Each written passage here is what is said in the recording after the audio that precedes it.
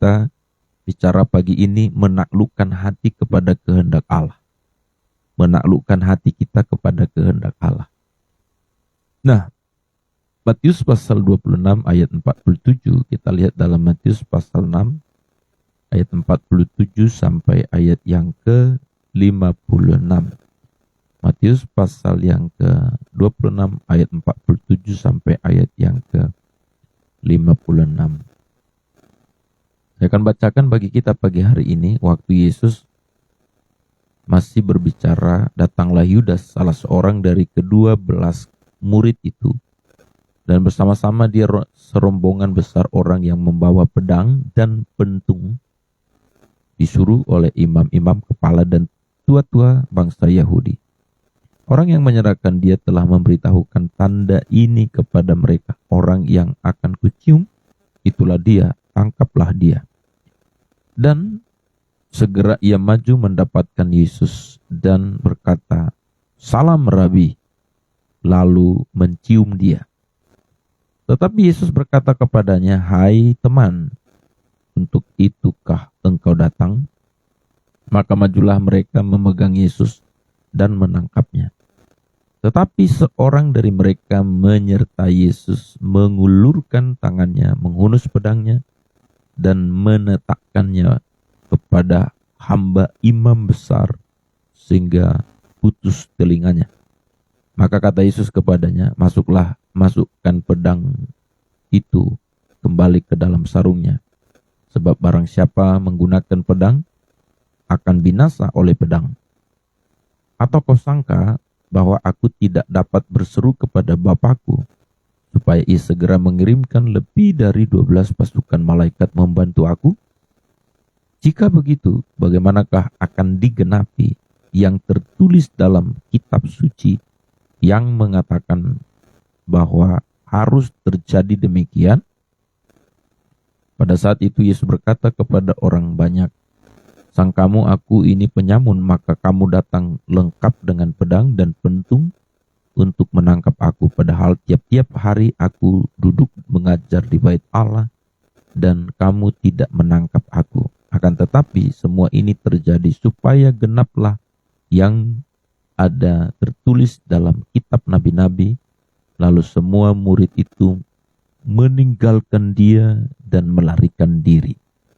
Nah, Bapak Ibu Saudara, kita melihat di sini bagaimana Yesus mengatakan pada ayat yang ke-54 di sana dikatakan, ketika Tuhan menyuruh atau ketika Yesus menyuruh Petrus untuk menyarungkan kembali pedangnya setelah menetakkannya atau dia telah memutuskan kupingnya Maltus, Yesus berkata ayat 54, "Jika begitu bagaimana akan digenapi yang tertulis dalam kitab suci yang mengatakan bahwa harus terjadi demikian?"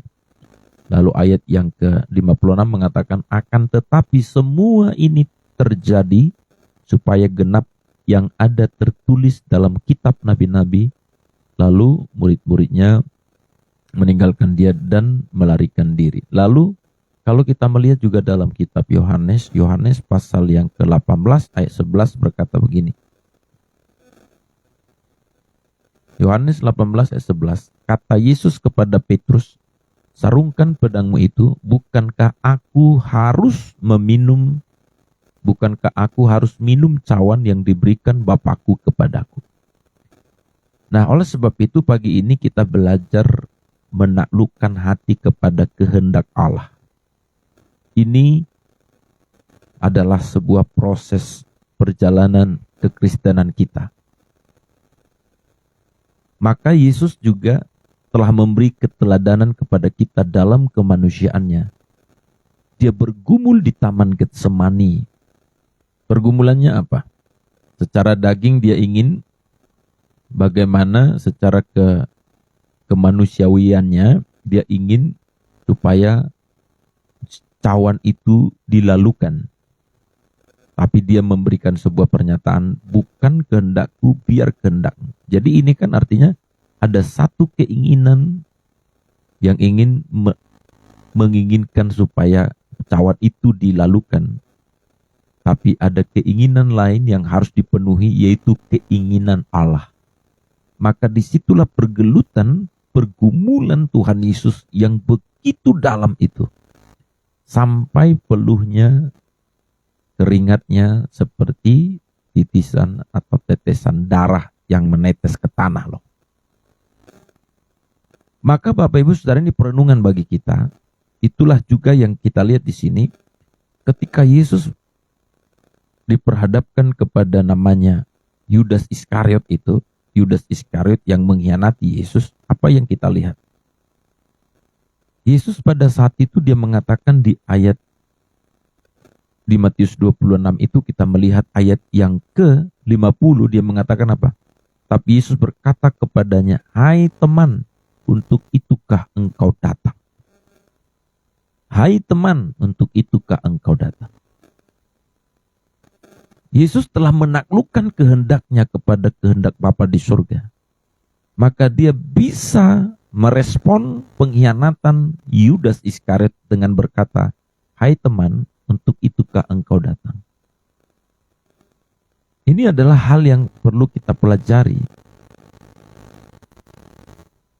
Untuk kita bisa bersama-sama melihat bagaimana peremukan hati yang terjadi di Taman Getsemani, menaklukkan hatinya kepada kehendak Bapa. Dan saya percaya saudaraku, Yesus juga pada saat di Taman Getsemani itu, dia sudah melihat wajahnya Yudas. Waktu dia di Taman Getsemani itu pasti dia sudah melihat wajahnya Yudas dalam doanya, kan begitu. Waduh, Yudas inilah nanti yang akan mengkhianati aku, kan begitu kira-kira ya. Dia yang paling kupercaya sebagai bendahara, dia yang kukasihi, dia juga yang kusayangi, salah satu dari muridku. Tapi dia pula akan menjadi pengkhianat. Ini sangat menyakitkan sekali Bapak Ibu. Menyakitkan sekali saudara, orang yang paling kita kasihi mengkhianati kita. Itu menyakitkan sekali. Dan saudaraku yang dikasihi oleh Tuhan, di sini kita menjadi pelajaran kita pagi ini. Bagaimana Yesus menaklukkan hatinya, menaklukkan kehendaknya kepada kehendak Bapa. Sehingga ketika dia menaklukkan kehendaknya kepada kehendak Bapa, dia bisa berkata kepada Yudas Iskariot sang pengkhianat itu, "Hai teman, untuk itukah engkau datang?" Saudara, ini pelajaran penting bagi kita. Saya juga mengharapkan kepada kita untuk kita juga meremukkan hati kita kepada kehendak Allah. Untuk kita mampu melihat orang yang mengkhianati kita dengan belas kasihan. Kalau kita mungkin berdoa, berpuasa untuk sakit kita, itu biasa. Orang berdoa, berpuasa supaya sembuh, itu biasa. Berdoa, berpuasa supaya ekonominya dibangkitkan, itu biasa. Berdoa, berpuasa mungkin meratap untuk pelayanannya bertumbuh berkembang, contohnya seperti saya sebagai seorang pendeta, itu biasa saudara. Atau berdoa supaya keluarganya diberkati, supaya keluarganya dipersatukan kembali, itu biasa. Tapi pernah enggak kita mengambil sebuah sikap berdoa puasa khusus supaya kita punya hati yang takluk pada kehendak Allah, bisa mengampuni orang lain? Saya ragu saudara, kita pernah doa khusus mendoakan musuh kita. Yang kita doakan hati kita supaya bisa takluk pada kehendak Allah, sehingga kita bisa melihat musuh kita atau yang mengkhianati kita. Tidak dalam kemarahan, tidak dalam kebencian, tapi dalam ketenangan, kedamaian, dan dalam belas kasihan. Maka kalau kekristenan kita Bapak Ibu Saudara tidak mengalami sebuah proses peremukan hati seperti ini, yang kita harapkan cuma berkat Tuhan, yang kita harapkan doa sungguh-sungguh supaya sembuh, tidak salah saudaraku, tidak salah. Tuhan mengatakan juga, mintalah. Itu Tuhan mengatakan berdoalah. Tuhan mengatakan kepada kita untuk menerima berkat-berkatnya. Tapi yang saya mau katakan kepada kita mesti melihat keteladanan yang Tuhan Yesus lakukan. Seumuran kita hari ini, saya nggak tahu berapa umur kita semua Bapak Ibu Saudara. Mungkin dari yang muda sampai kita sudah tua. Kalau kita cross check hati kita, kita cek hati kita, masih ada nggak kepahitan, kebencian kepada orang lain yang mungkin kita nggak cerita sama orang lain, tapi itu ada dalam hati kita, dan itu kita biarkan seolah-olah kita menganggap itu tidak masalah. Tapi pagi ini menjadi perenungan bagi kita, supaya Bapak Ibu Saudara dipakai oleh Tuhan, supaya kita dipakai oleh Tuhan untuk menghadapi atau menjalani rencananya. Maka kita mesti meremukkan hati kita di Taman Getsemani seperti Yesus. Dia berkata, Bapa, jika Engkau berkenan lalukan cawan ini, tapi bukan kehendakku, tapi biarlah kehendak-Mu. Kita mesti berkata kan begitu. Kadang-kadang kita mungkin tidak senang dengan tetangga kita kan gitu ya. Mau pindah kemana kan gak mungkin gitu ya. Atau tidak senang dengan satu kerjaan, tidak senang juga dengan satu kumpulan kan begitu. Wah, kita sering jumpa kan gitu ya. Tapi Bapak Ibu Saudara, seringkali kita yang kita lakukan itu bukan meremukkan hati, tapi membangunkan amarah, menimbun terus. Maka suatu saat tinggal meledak saja itu. Tapi orang yang meremukkan hati itu, dia mulai terus memadamkan amarah itu di dalam hatinya. Memadamkan amarah itu terus di dalam hatinya. Memadamkan amarah itu terus di dalam hatinya. Seperti Tuhan Yesus bergumul, itu enggak mudah. Coba aja Bapak Ibu praktekkan. Saya pernah praktekkan. Coba aja. Bagaimana rasanya kita wah gitu ya dalam doa itu loh. Kalau serius kita benar-benar mau melepaskan pengampunan sama orang lain. Itu sebabnya nggak bisa dengan kekuatan kita. Harus dengan pertolongan Roh Kudus. Tuhan menginginkan kita, saudara, melalui cawan yang harus kita minum, kalau saya pakai istilah cawan yang harus kita minum, untuk melihat apa sebenarnya yang harus kita taklukkan dari hati kita ini. Kita mesti melihat apa rencana Tuhan di setiap persoalan kita ini, Bapak Ibu. Dan kita lakukan ini supaya kita benar-benar dipakai oleh Tuhan. Yesus pada saat itu, saudaraku dikasih oleh Tuhan, benar-benar fokus kepada kehendaknya. Dia tidak fokus kepada apa yang dilakukan Yudas. Dia tidak fokus kepada apa yang dilakukan serdadu-serdadu itu. Dia tidak fokus kepada apa yang dilakukan oleh para ahli Taurat. Tapi dia fokus kepada hatinya. Maka sama dengan kita juga. Fokus kepada hati kita. Kita urus hati kita ini. Seperti Amsal berkata, jagalah hatimu dengan segala kewaspadaan, karena dari situlah terpancar kehidupan. Kehidupan yang seperti apa maksudnya? Kita itu ngomong ketas-ketus kan, itu karena hati kita bermasalah sebenarnya. Ngomong sama orang ketas-ketus. Ngomong sama orang nyindir gitu ya. Ngomong sama orang merendahkan orang lain. Ngomong sama orang ada unsur kesombongan. Karena ada orang ngomong gitu kan, orang ngomong cerita, tapi yang muncul kesombongannya. Ya paham kita itu, dia ngomong cerita sih sebenarnya, tapi yang muncul kesombongannya gitu ya, walau halus gitu ya. Atau ada orang ngomong selalu nyelekit itu nyakitin gitu.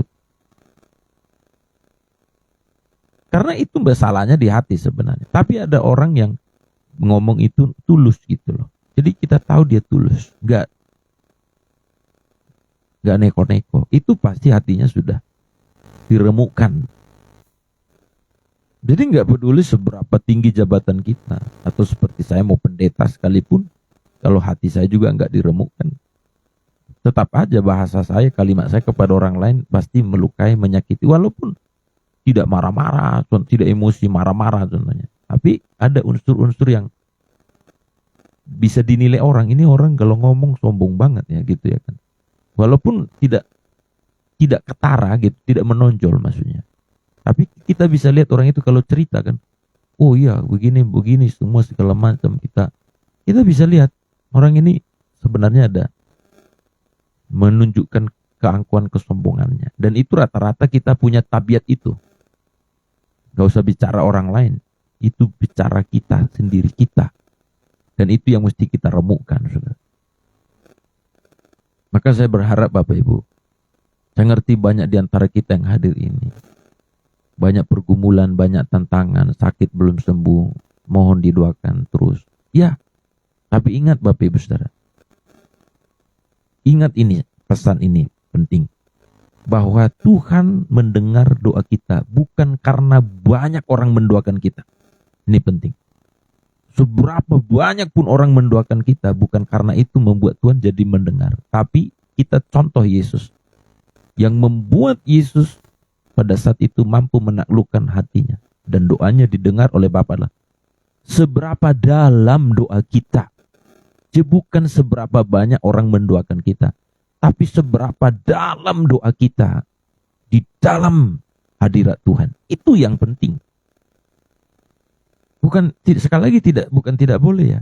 Jangan jadi salah mengerti. Kita mohon doa, Bapak Ibu Saudara, kita di Mezbah doa ini saling mendoakan. Gak apa-apa, kita saling mendoakan. Tapi jangan seolah-olah berpikir, sudah banyak kok yang mendoakan. Sudah kami doakan kok setiap hari. Tapi yang Tuhan mau lihat adalah bukan seberapa banyak orang yang mendoakan. Tapi seberapa dalam doa kita pada saat kita berdoa. Kalau doa kita dangkal terus dalam hadirannya. Dangkal itu artinya tidak benar-benar ada di dalam hadirat Tuhan yang begitu dalam seperti Yesus Kristus. Itu perbedaannya dengan murid-murid itu kan. Murid-murid itu ikut doa loh, dibawa Tuhan Yesus. Ayo kita doa gitu, berjaga-jaga di sini berdoalah. Ikut doa mereka. Dan bahkan doa sama Yesus lagi loh. Tapi Yesus begitu kusuk sampai peluhnya seperti tetesan darah. Dalam sekali doanya. Sampai malaikat meneguhkan dan berkata, memberi kekuatan kepadanya. Tapi murid-muridnya ngapain? Tidur. Maka responnya beda. Kalau Yesus begitu tenang menghadapi Yudas. Kalau Petrus, uring-uringan Petrus. Uring-uringan dia. Dia ambil pedangnya. Dia hantam itu kupingnya Maltus. Emosi dia. Nah ini orang yang tidak dalam doa seperti ini. Ikut doa sama Tuhan Yesus. Tapi tidak dalam doanya. Banyak ngantuknya, banyak tidurnya. Emosinya tetap tidak berubah. Ini Petrus contohnya saudara. Sama dengan kita. Tiap hari kita bisa doa. Tidak salah. Kita mesti selalu datang dalam doa. Katakan amin. Tapi kalau doa kita nggak dalam. Gitu lagi kita, habis doa, emosian lagi, temperamental lagi, marah-marah lagi, merajuk lagi, diam-diaman lagi, saling menyinggung lagi, saling menyindir lagi, gitu terus. Ini bicara kita semua, termasuk saya harus.